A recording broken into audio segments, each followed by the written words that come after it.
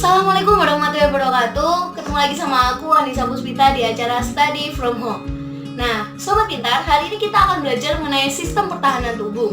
Tapi kali ini aku akan menjelaskan garis besarnya saja dalam bab ini. Jadi secara singkat, padat, dan jelas apa yang akan kita bahas dan apa yang harus kita ketahui tentang sistem pertahanan tubuh. Yang pertama yang harus kalian ketahui adalah tentang antigen dan antibodi.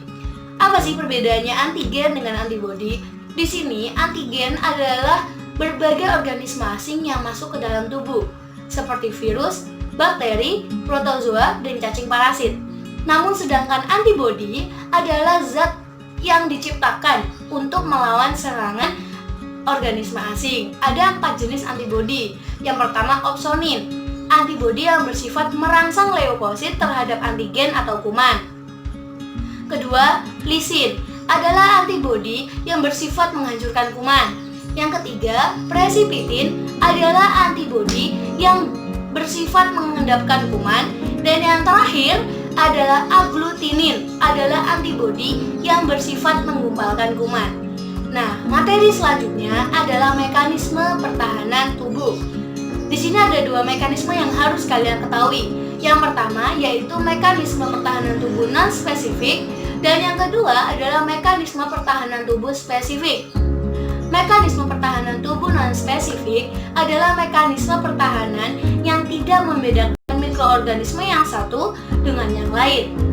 Nah, mekanisme pertahanan tubuh spesifik akan bekerja apabila patogen telah melewati mekanisme non-spesifik. Jadi urut-urutannya tuh pertahanan tubuh dari non-spesifik dulu, baru ke spesifik. Karena mekanisme pertahanan tubuh non-spesifik itu meliputi pertahanan yang ada di permukaan tubuh. Jadi pertahanan yang ada di permukaan tubuh ini meliputi kulit, membran mukosa, di situ rambut hidung sama silia.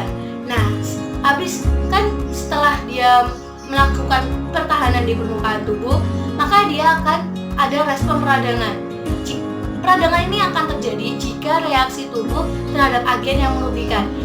Nah, respon peradangan ini ditandai dengan rasa sakit, kulit lebam, panas, demam, atau gangguan fungsi. Setelah dia masuk ke proses peradangan, ada juga fagositosis. Fagositosis lalu ke protein antimikroba. Jadi setelah mekanisme non-spesifik yang ada di luar tubuh, ada yang ada di permukaan tubuh, maka lebih lanjut ke spesifik. Spesifik ini dia ada di dalam tubuh, jadi dia menggunakan sel limfosit yang sangat berperan penting dalam mekanisme pertahanan tubuh ini. Nah, sel limfosit yang digunakan yaitu adalah sel limfosit B dan sel limfosit T. Selanjutnya adalah respon kekebalan. Ada kekebalan humoral, ada juga kekebalan selular.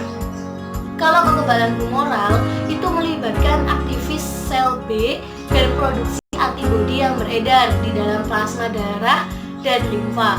Sedangkan kalau kekebalan selular itu melibatkan sel-sel yang bereaksi langsung terhadap sel-sel asing atau jaringan yang terinfeksi.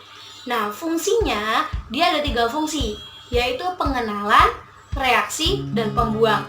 Dimana saat pengenalan, sistem kekebalan ini mengenali dulu benda asing yang masuk ke dalam tubuh, lalu melakukan reaksi, di mana reaksi sistem kekebalan yaitu mengeluarkan respon humoral dan selular. Setelah dia mengeluarkan respon tersebut, maka dia melakukan fungsi pembuang, di mana sistem kekebalan tubuh menghancurkan antigen yang masuk ke dalam tubuh kita. Nah, yang paling penting, Sobat Pintar, adalah kelainan sistem pertahanan tubuh. Di sini ada alergi. Pasti teman-teman udah tahu kan alergi itu apa?